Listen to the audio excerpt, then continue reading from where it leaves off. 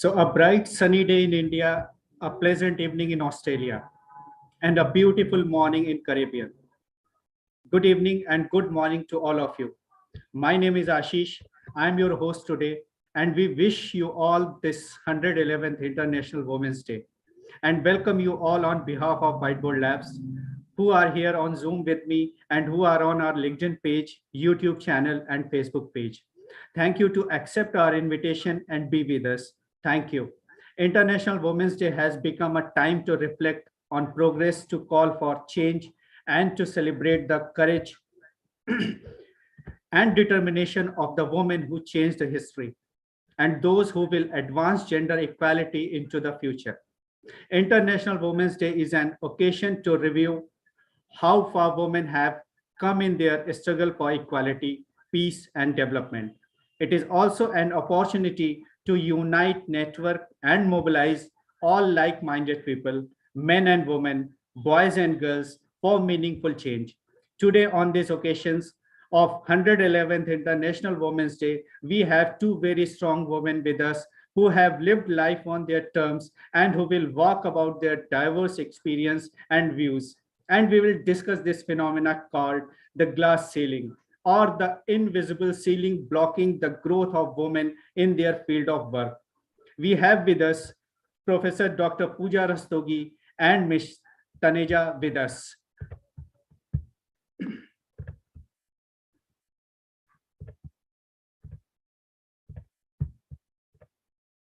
Dr. Pooja Rastogi has completed her doctoral degree in management from Motilal Nehru National Institute of Technology, Allahabad, which is now Prayagraj, a postgraduate in business management holding a gold medal in the discipline of entrepreneurship and marketing. She is a certified digital marketer holding a postgraduate diploma in digital marketing for prestigious MIC upgrade.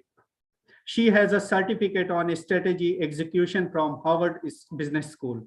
She has more than 20 years of total experience in academics, where she has handled various roles of teaching, consulting, and administrator.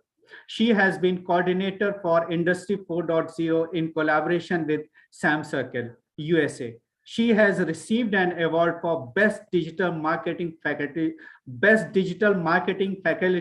in the year 2020. She has also been awarded Dr. Sarojini Naidu, the Nightingale of India International Award for Working Women in 2021. Congratulations, Dr. Pooja Rastogi. Thank you.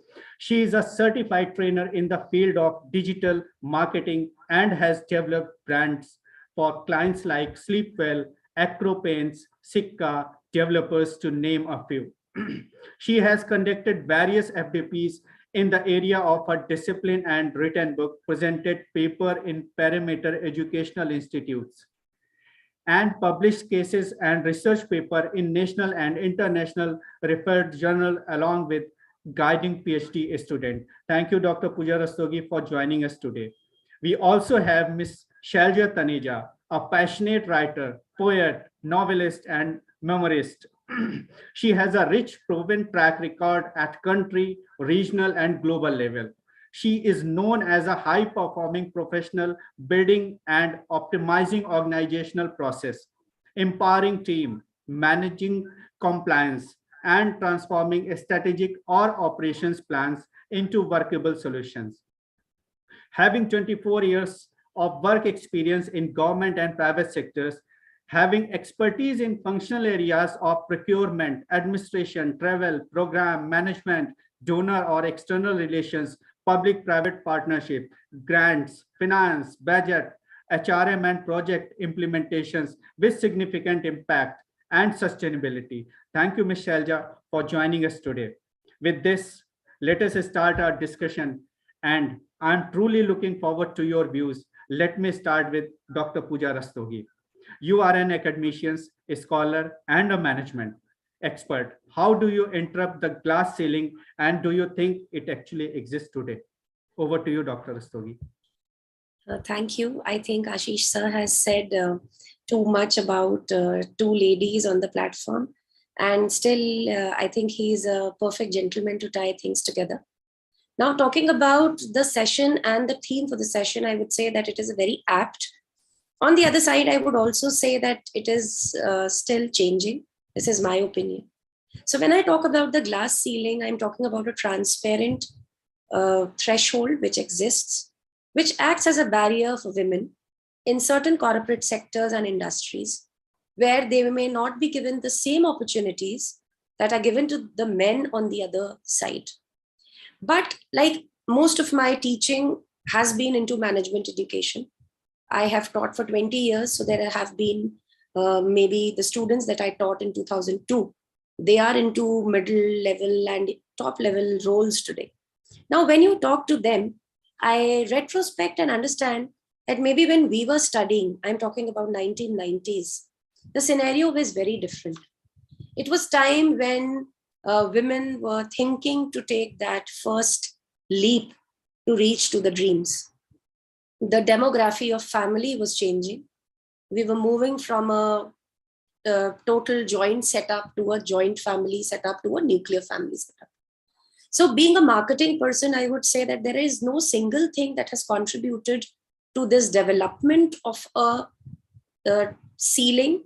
But I would also say there are factors which has created the as a metamorphosis of a glass ceiling into something which has become more permeable now. Now it depends to women that how much you can take up those opportunities. So first I would like to address that this term glass ceiling, so it was coined way back in 80s. And it was a time when the world was different. Even we say that post-pandemic and pre-pandemic, the world is different.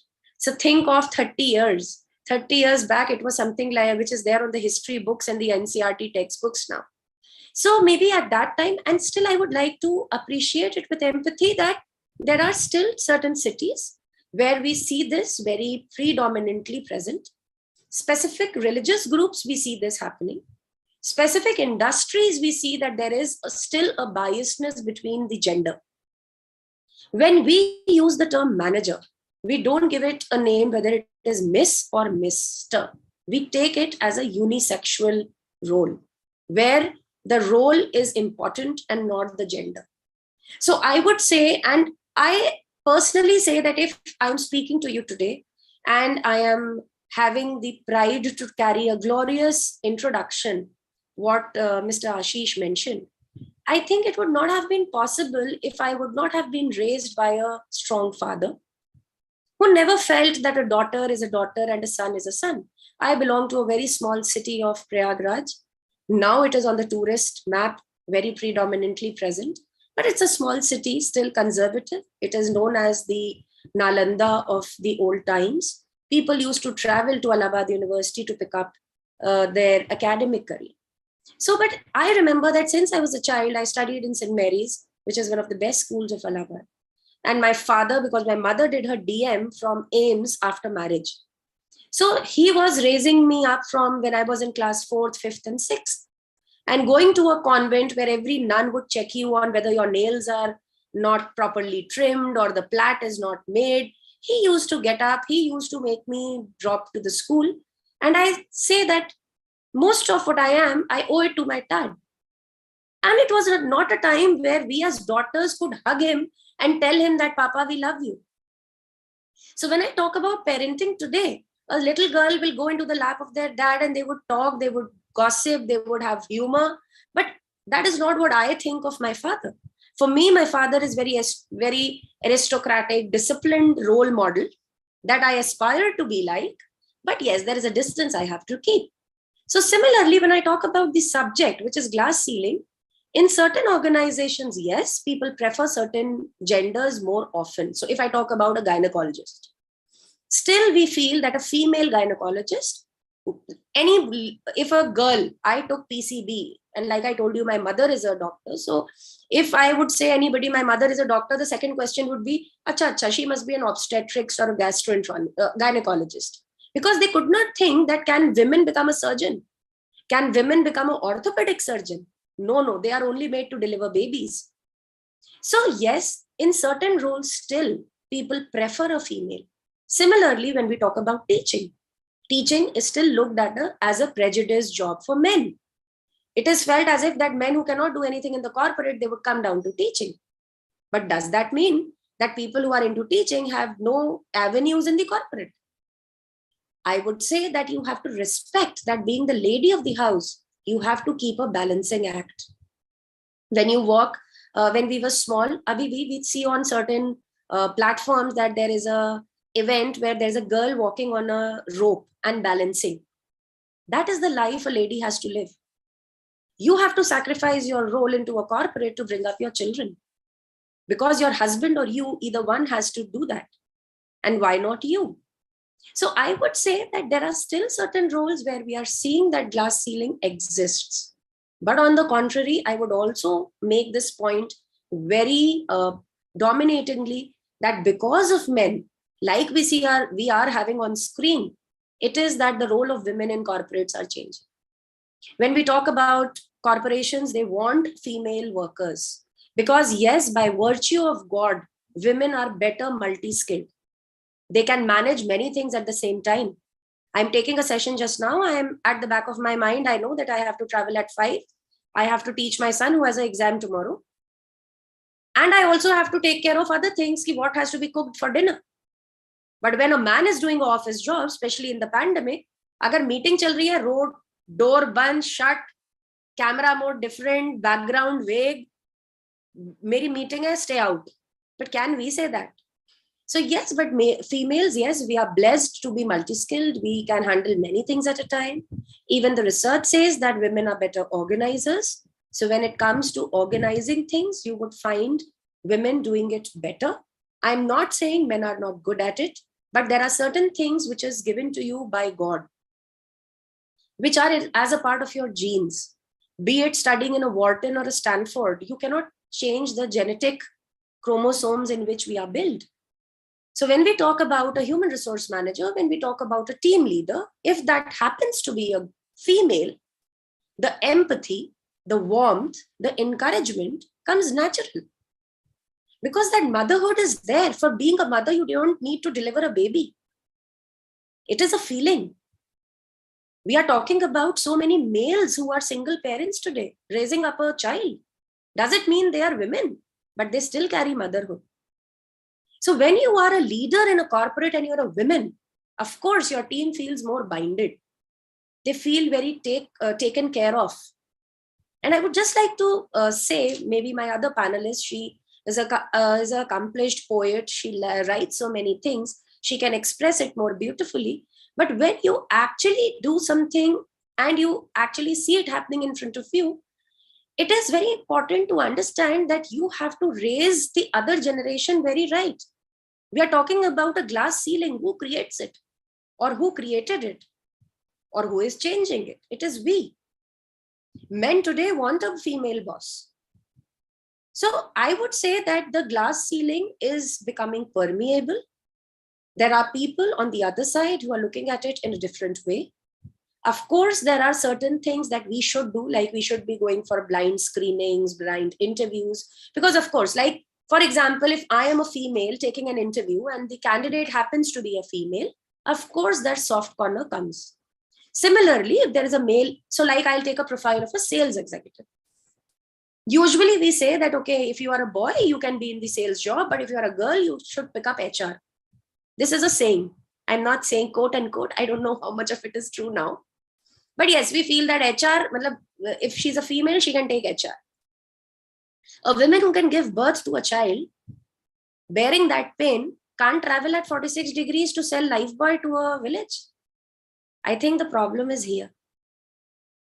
Or maybe we feel that they are made for a lesser role. I don't believe it. I have not been raised by such parents who believed it. And I have 2 sons. So I always say that it is the duty of a woman to raise the correct son you have. It is not the era of women empowerment. If we have the right males, and which I compliment my society, we only look at one side. We have so many people who are really encouraging female candidates. Whether we talk about a lady flying a Rafale, or we are talking about a lady leading the army band, or we are talking about a Republic Day cantonment parade led by a girl, who doesn't applaud of it? If you looked at the Public Day parade this time, you had the wife of a person receiving the Padma Chakra. the Paramveer Chakra on her behalf, on the husband's behalf. And I think when we pray to the, even if you talk about mythology, when we are very confused, when we break down, whom do we go to? Do we go to a man? We go to a woman. That woman can be your wife, that woman can be your boss, because you feel that she will hear to you. At least once she will hear. So I would say that roles are changing. I firmly believe that. And we can deliberate on this further once my fellow panelist also shares her views. But of course, the situation is not the same. It's a brighter future. It's a dawn. It's up to us that we pick up the right things at the right time. So this is my initial take on this topic. Over to you, Mr. Ashish. Thank you so much, Dr. Pooja Rastogi. And yes, the problem is here. Thank you. Okay, now let's, I come to Ms. Taneja. One of your poem you have composed is named Pinjare Ki Chidiya, the sparrow in cage, about women trapped in a cage-like ecosystem, unable to break out and fly. Can you share with us what inspired this poem, and is the cage the glass ceiling? Over to you, Ms. Taneja. Thank you, Mr. Ashish. First of all, giving us this fabulous opportunity today to represent a very strong, journey that we have gone through. So before I come to my poetry book, I would just like to give a kind of a flashback where I have, been coming from. And Dr. Pooja's journey itself is very, very inspiring. I was listening very carefully, and there were a few things which I could relate to actually. So somewhere I feel that, that it's not exactly the ceiling, which I see as invisible kind of a ceiling. It's not, it's not just that the ceiling exists, but it's how we perceive it. It's how we see that. It's how we feel. As a woman, how we feel it.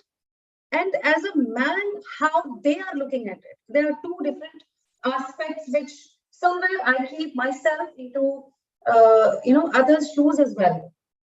So I'll just go back to a very different kind of a journey that I have gone through, being a second girl child in the family, where somewhere a boy was expected and I was born, and raised with a lot of love and compassion, with values. And to a certain age of childhood, I was very boyish, and I couldn't make this kind of a difference that when my cousins and my classmates, they are playing gulli danda or the cricket, or why I can't be, liked by playing those games. So initially I was allowed to do all those things, and gradually there was a change coming in. And then it was as if I am being fit into a bracket, which is somewhere I have to accept. And that acceptance of me being me and the acceptance of somewhere what is expected out of me was actually creating that kind of a, conflict within me at a teenage phase. And I understand that there are many girls who go through this, because from within we have a different courage, a different kind of a stamina, a different kind of a liking the way we want to live our life.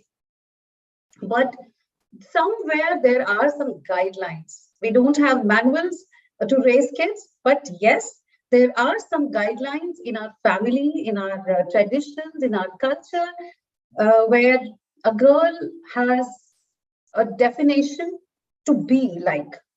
So when I was in my adolescent and the teenage and all those years, those expectations I was trying to understand.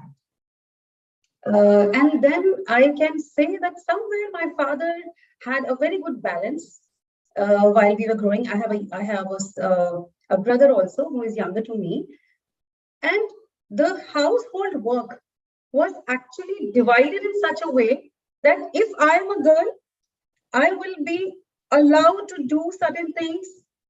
And also my brother, he will also contribute to the household work. So this is what I really appreciate about my father, because he did not differentiate it at that time, that this is work which is to be done by a girl, and this is something which is to be done by a boy. Thankfully, this was not defined in our family. But yes, when we come to our marriage phase, everything gets changed. And at least in my life, I faced it. I faced it because the expectations were so different. And overnight, you want a transformation of a girl who is raised with, with happiness, with love, with compassion, and with some freedom and some opinions. So I remember when I was in my college days, in my school days, I used to participate in debates quite a lot. And when I used to win, it used to be like celebrated. And I was very much appreciated. But later on, when we are a daughter-in-law in a family or a wife, then the expectations are different. Then having viewpoints or having courage to equally balance the life as a life partner, then mindsets are different. So I don't say that the ceiling is the only thing that exists. No, partially it exists in some people's mind, and partially we have some people who embrace, very beautifully. So now I come to the book. I think you must have got some idea that a mixed kind of a life that I have lived. And I think I actually somewhere got a chance to live both the shades, the shade of freedom and the shade of being suppressed. So I lived both, and maybe that came as a blessing, because I always believe that there is always a blessing in disguise. So whatever the phase life was throwing at me, I lived it beautifully, and I always took out something which was very positive, which was more meaningful out of it. And I started writing, I started expressing, because when you're not allowed to speak, you go within. And when you go within, you actually find yourself, you connect with yourself quite a lot. So in my life, I lived a phase where my voice was very much inside me, collecting my thoughts. Observation was at highest peak, not only in to my own life, but I was observing many other women, in my life, and I was trying to observe what kind of situations they are into and how they are handling it. You won't believe, I observed some successful women, very successful women. I got a chance to work with them, and they were also struggling at the back end with very, very petty things, which was not expected. Someone who's at the outer layer, very successful. But there is something which is invisible. I see it as that invisible ceiling we are talking about today. So all those observations, quietly, which I had made to many lives, and through my work, I got an opportunity to work in grassroots areas. I worked with one of the projects contributing to Clean India initiative, Swachh Bharat. That gave me a kind of a passionate opportunity to go and live, with those women who had a lot of challenges for basic water facility or sanitation facilities. That gave me a very different perspective, completely different perspective. And when I walked with them barefoot, when I looked at their houses, I said, "Oh my God, what am I? I'm blessed. I'm really blessed." And the ceiling, if I'm talking about, and when you live those lives, I think this is not what I think we have more facilities around us. But when we see those people who don't even have basic necessities to be arranged for them as a woman, that gave me a complete different overview of life. And collecting all those experiences, expressions, and then I came up with this book, which is Kavitaon Ka Gaon, which is available on Amazon. And Ashish ji has mentioned about one of my poems. Two of my poems actually have been appreciated and selected by the United Nations for different days that we observe. One was the Zero Discrimination Day last year, and I recited the poetry Ladki, which is basically about the discrimination that a woman goes through in different phases and different walks of life. No matter how successful we are, somewhere it exists. Somewhere it exists. We cannot ignore it. And another poem which Ashish ji has mentioned is Pinjare Ki Chidiya. That is also about a cage. I believe that cage is, we are just seeing a physical cage. No. A cage can be a mental, emotional, psychological, physical, financial, any kind of a barrier. Any kind of a barrier. And I can definitely relate it to the ceiling, which is invisible. In our mind, it exists. In our heart, it exists. I was listening some TED talk, I think, some time ago, and I totally agree with what was said by the presenter. Is that as women now in today's era, we have better opportunities, better facilities. We must have gratitude to those women who have actually created this foundation.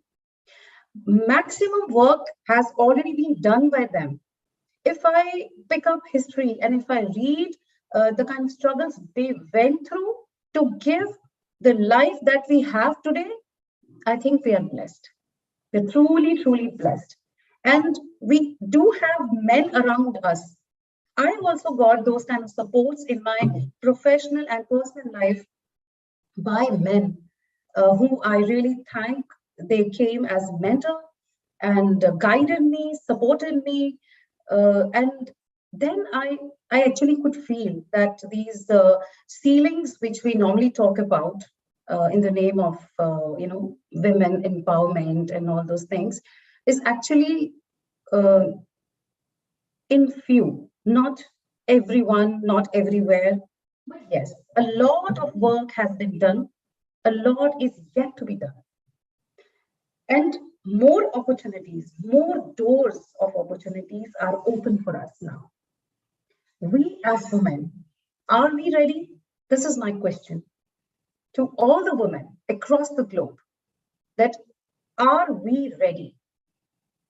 Why I'm saying this and why I'm asking it? Because when we take stand for ourselves, from that point itself, the life starts changing. How many of us have the courage to break that ceiling, be self, not only dependent, I would say, love ourselves, firstly. And when I say love ourselves, love myself as a woman, what are the capabilities and qualities and skills and attributes that I have that I love about myself? And what is it that I can give to the world? From there, I would say a journey of a leadership starts.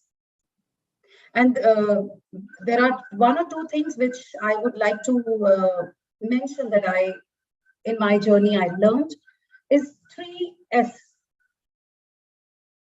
which actually helped me to be successful. So I'll share that small mantra. One is service, to serve. Second, with significance. And third is it's like a little bit of sacrifices. Definitely we have to make. We cannot deny that. Somewhere it's a part of womanhood in a positive way. And why I'm saying is, like, I'm a single parent. There are certain phases which I went through where I was advised by my elders, by my parents, that life actually throws different type of phases on, throughout the journey.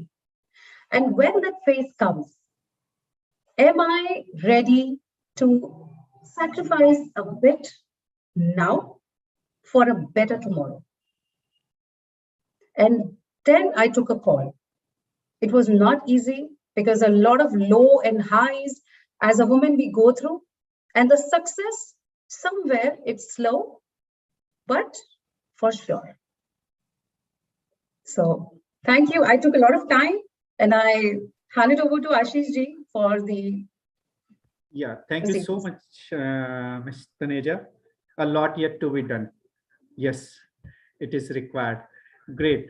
So now I'm just coming and taking forward this discussion, and after listening good praise for the men. Now, I have a question for both of you.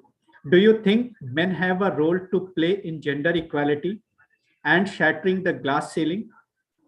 And is that role of condescension or of genuine respect?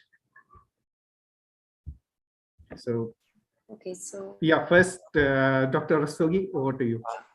I think, yes, men have a lot of role to play. And again, the very first thing I would say that rather men or women, the society has a role to play. When we are talking about equality, of course, these are two genders which have been made the way they have been made by God. They have their own skills. I think they should work as a system where the strengths of one is the weaknesses of the other, and vice versa. The men on the other side, of course, they have changed. They have a lot of empathy for women. But here, I would also like to say that the men should not be looking at us with sympathy and feeling that they would support us. If we have given birth to men or children, I would say, we can support ourselves. We don't need men to support us.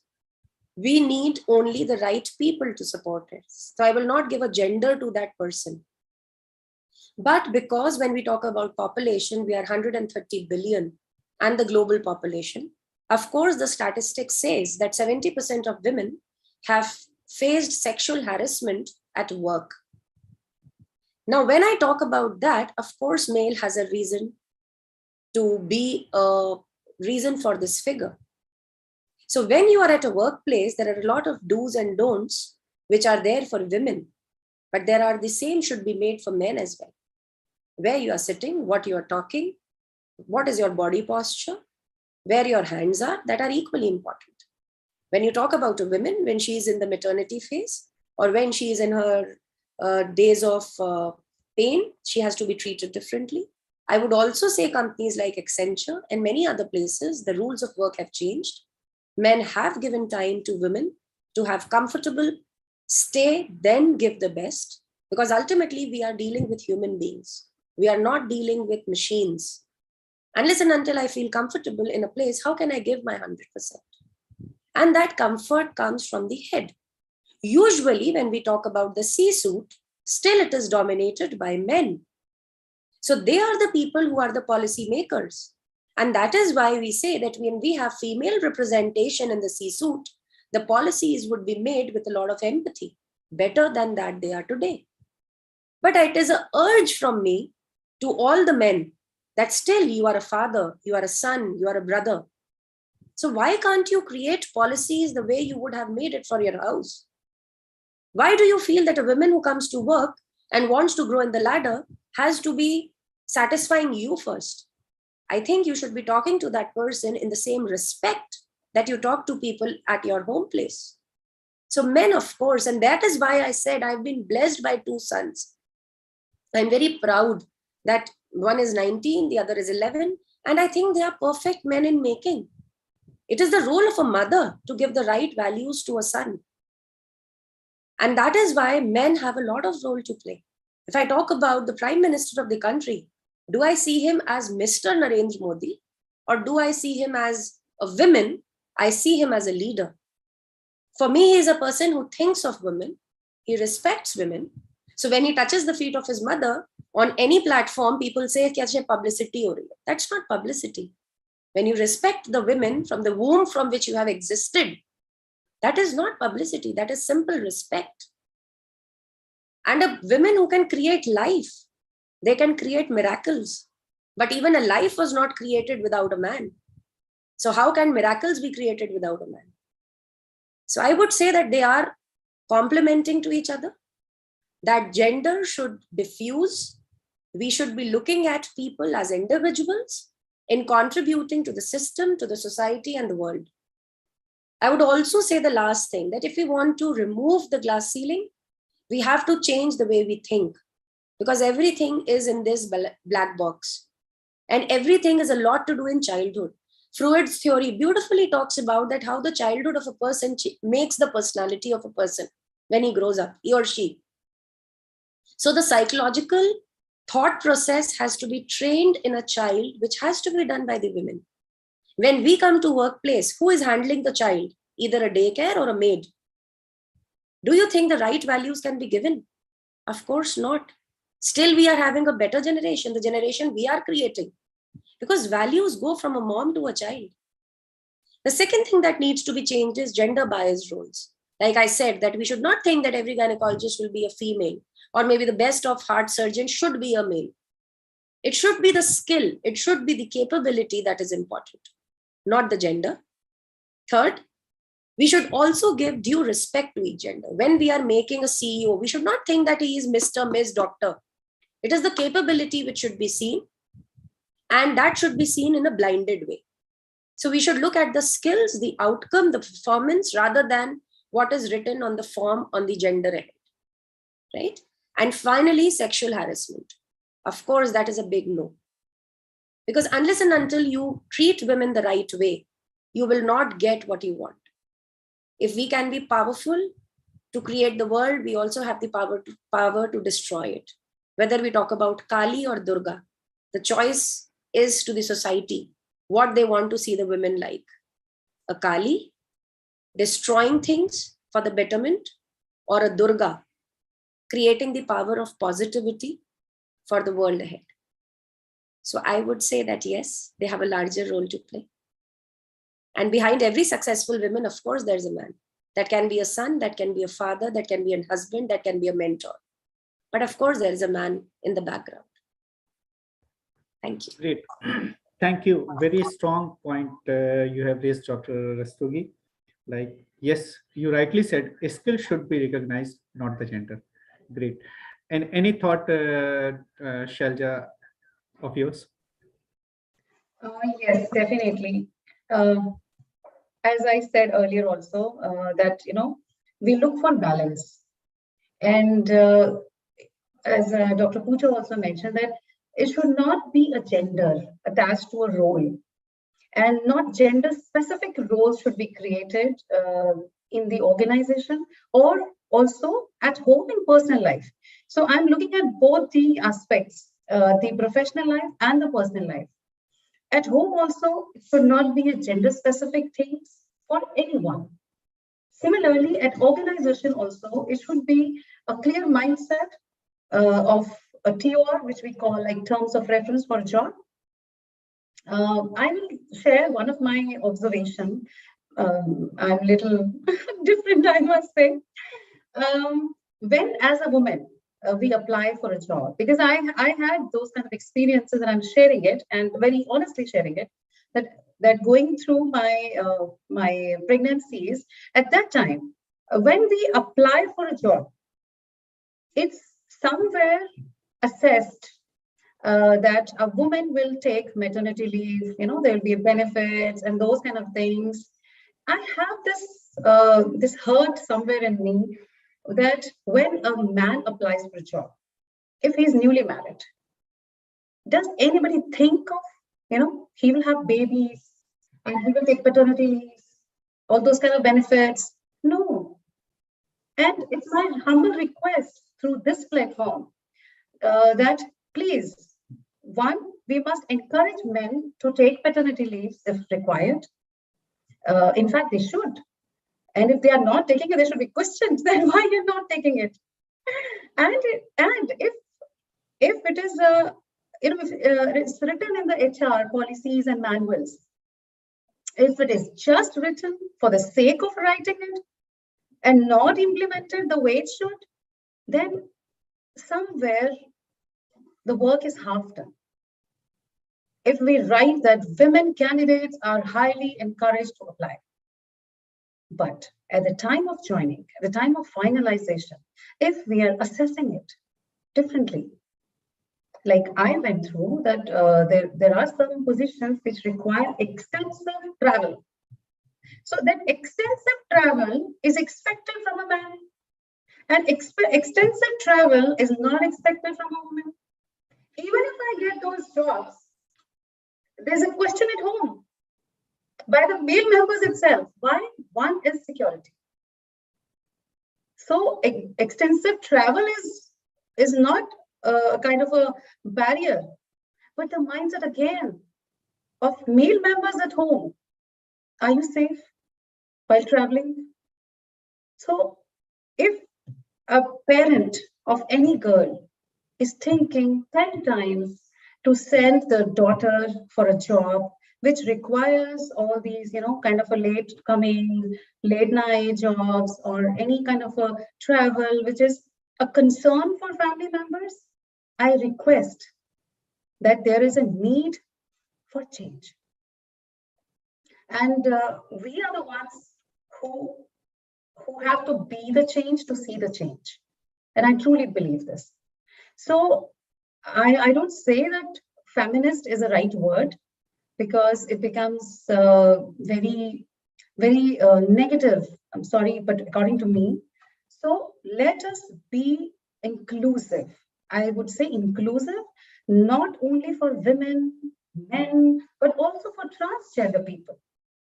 Also for different communities, different, for everyone. Let us be inclusive for everyone. Let us be a safe environment, happy environment. And since morning, when I thought of Women's Day in the morning and I took my first cup of tea, the word that was echoing in my mind since morning is acceptance.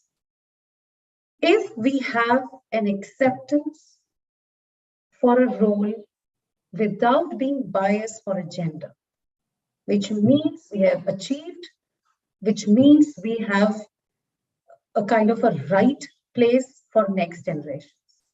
So this is my message and request. Thank you, Ashish.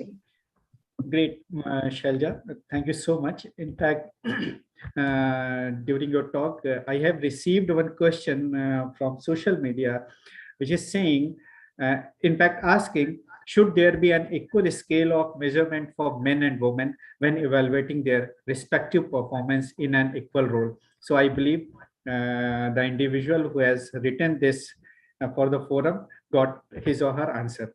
Great. Now we are just coming into our last segment in last minutes. So lastly, would you like to recommend any affirmative action for organizations, families, and men to ensure gender equality? I'm just asking the forum, Dr. Pooja, Rastogi, and Taneja. I think for gender equality, like I said, there should be blind recruitments. It should not be based on a role specific to a gender. That is one.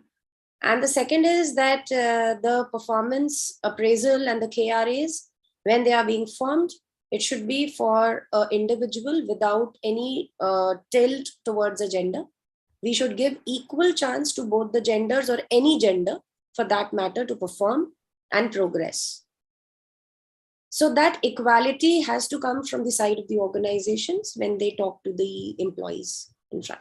So my take on this. Over to you, Shailja. I fully agree with Dr. Pooja, because I think equality, first of all, it has to be in our mind, in our heart, before it comes in black and white on paper. So somewhere it is also a behavior change that we are looking at. Not just the policy change. And there's one question in the chat which I just read, which is about How do you balance career, personal life, and passions? So, balancing career, personal life, and passions is actually, uh, I have a thought to it. We have seen on social media many successful men having like following their passions despite of being whosoever they are following their passions. So if they're able to follow those passions, I think somewhere they have that support that they can.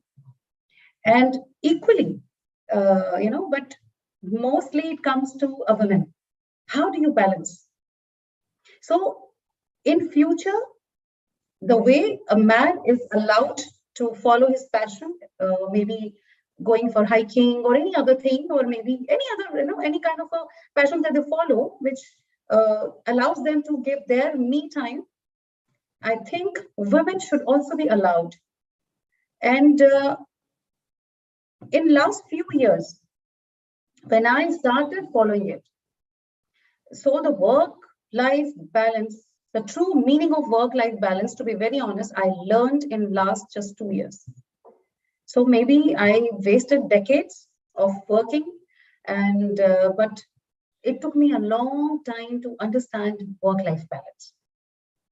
It's not just a kind of a simple phrase to be in our professional guidelines and policies, but yes, to be allowed equally to all men and women.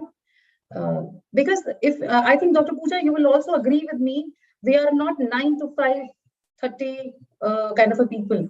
All of us, whether it's a man or a woman, we are performing, and on the basis of our performance, we are judged. And one more thing I will like to share on this is in this note only, that when we talk about raise and praise for a woman, it is on the basis of acknowledgements that you have had, the kind of accomplishments that you have had for your previous work. And it's very challenging because in a woman's life, I think many women will agree with me that they go through a phase where they have to take a break for kids, they have to take a break for marriage, their accomplishments, their acknowledgements for their best of their performances. This is break. And they're very humble sometimes to represent it, very ambitiously. Whereas a man can rise on the basis of futuristic promises. Yes, they can do. So equality somewhere in judging that I felt that a woman has to prove more. That what have you accomplished so far on papers, and so somewhere it is to be in our acceptance, in our behavior, that will bring a major change. Thank you, Ashish ji. Great inputs, Shailja Taneja ji. And thank you, Nilma ji. We have one guest, Ms. Nilma, with us over the Zoom. So she wrote that question, and I believe, Nilma ji, you have received your answer very well. Thank you so much.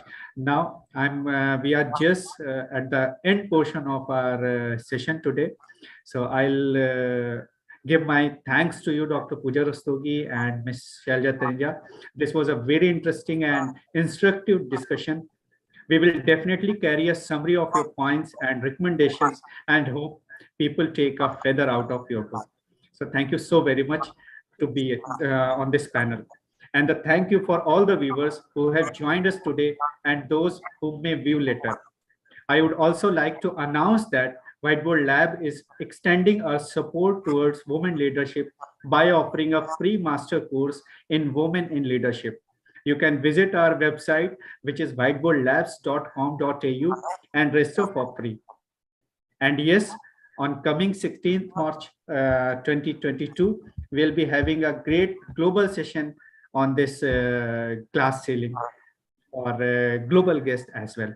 So once again, thank you so much, Dr. Pooja Rastogi and Shailja Taneja, and the distinguished guests we have over the Zoom, Ms. Nilima, Bali Vijenderji, and Taruna Gupta, and all the viewers who are with me over the LinkedIn, Facebook, and YouTube channels. So thank you so very much. Thank you.